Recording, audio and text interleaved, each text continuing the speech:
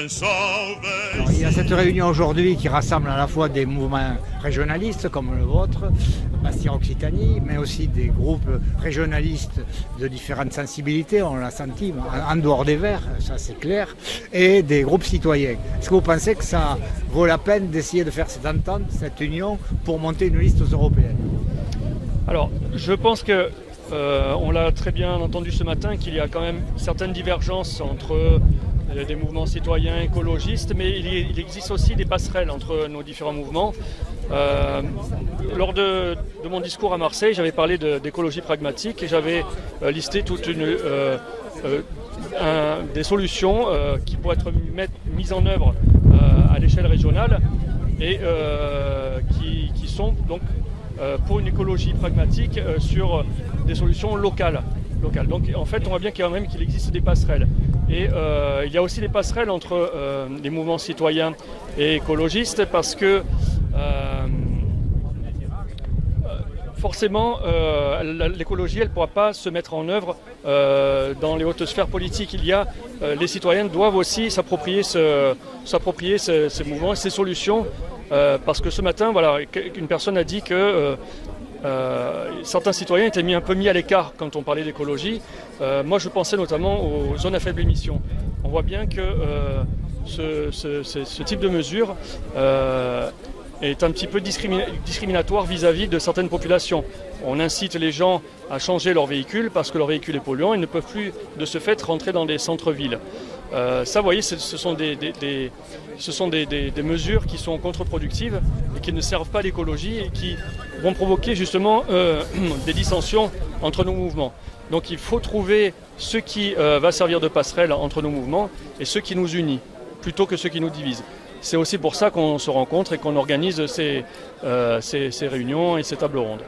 Dell'inchiostro dell'Unione, justement, il y a des scambi, des relations qui se sont buttées en cammin entre Provence Nation, votre mouvement, et Bastia Occitanie.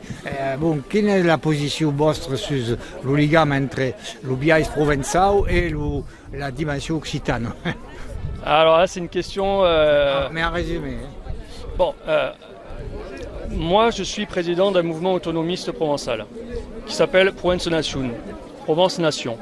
Donc j'estime que la Provence est une nation, une très vieille nation qui a compté dans l'histoire, qui a longtemps été indépendante, qui n'a été unie à la France qu'au XVe siècle, je crois.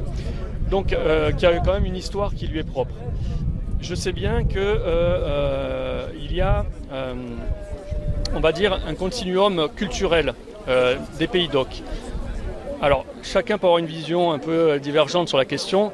Moi, je pense qu'il existe des pays d'Oc, que nous avons une langue commune, qui était donc la langue d'Oc, celle qui était parlée par les troubadours, etc. au Moyen-Âge, mais qu'il existe des nations d'Oc, pourquoi pas, mais qui sont indépendantes les unes des autres. Moi, je défends la nation provençale. Pour moi, il y a une nation provençale, une nation... alors béarnaise, puisque le Béarn aussi était un État indépendant, une nation languedocienne, puisque on sait quand même qu'il y avait les États du Languedoc. Donc voilà, moi je défends cette position-là. Après, il y a, on va dire, le biais culturel. Je ne nie pas, on va dire, le lien culturel qui existe entre les pays d'Oc. Attention, qu'on me comprenne bien. Mais d'un autre côté, je pense qu'il faut aussi ne pas gommer nos différences. Et le problème, c'est que certaines personnes ou certains mouvements voudraient constituer un État qui gommerait ces différences. De mon point de vue. Après, chacun a un point de vue différent. Donc, je combats aux côtés de tous les peuples de France, puisque pour moi, la France est une mosaïque de peuples, et donc aux côtés des peuples on va dire, du Miedjour, hein, donc du sud de la France, hein, bon, on va dire ça comme ça, même si bon. Et donc c'est pour ça que je combats aux côtés de Jean-Luc Davezac, hein, de Bastia Occitanie, et d'autres mouvements, bretons, lorrains, basques, alsaciens, etc. Est-ce que, pour terminer, mais rapidement, il faudrait beaucoup de temps, mais est-ce qu'un cadre fédéral, l'idée d'une fédération, d'abord des pays d'Oc, et puis d'une fédération à l'échelle française, pour l'instant, c'est utopique, mais est-ce que ça sera un cadre possible. Alors, est-ce que le but c'est de sortir d'un cadre qui existe déjà pour entrer dans un autre cadre? En fait, c'est ça la question.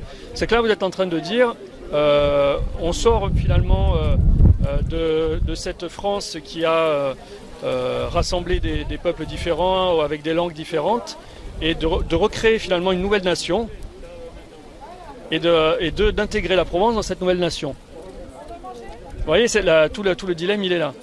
Est-ce qu'on ne peut pas penser ça plutôt au niveau européen? Donc créer une Europe des peuples. Ça veut donc dire, alors à terme peut-être pas dans un premier temps, mais en finir peut-être avec les États-nations d'aujourd'hui, je ne sais pas, ça c'est à voir. En tout cas, dans un premier temps, il faut que ces États-nations existent toujours parce qu'il y a quand même le régalien, et le régalien c'est une question très, très difficile. On ne peut pas gérer ça au niveau local, donc est-ce que ça peut être géré au niveau européen? Je n'en sais rien. Par contre, sortir d'un cadre actuel pour rentrer dans un autre cadre local, je trouve ça, enfin, ça n'a pas de sens. Vous voyez ce que je veux dire? Ça n'a pas de sens. Maintenant, pourquoi pas voir ça à l'échelle européenne? Alors il y avait un leader breton, je termine là-dessus, Yann Fouéré, à lire, un ancien, je ne sais pas s'il est vivant, qui avait écrit l'Europe au sans drapeau. Enfin, c'était ça, dans les années 60. Oui. Voilà, bon. Bon, écoutez, merci. Et grand merci de nous avoir per TV Occitania, un paese nostro, e vi mandarem lo montaggio che sarà fatto. Merci. Provenzao vessi la cupo che nu vendi catalan. Adelen wegen en trupo, lu vim pur di nostre plan.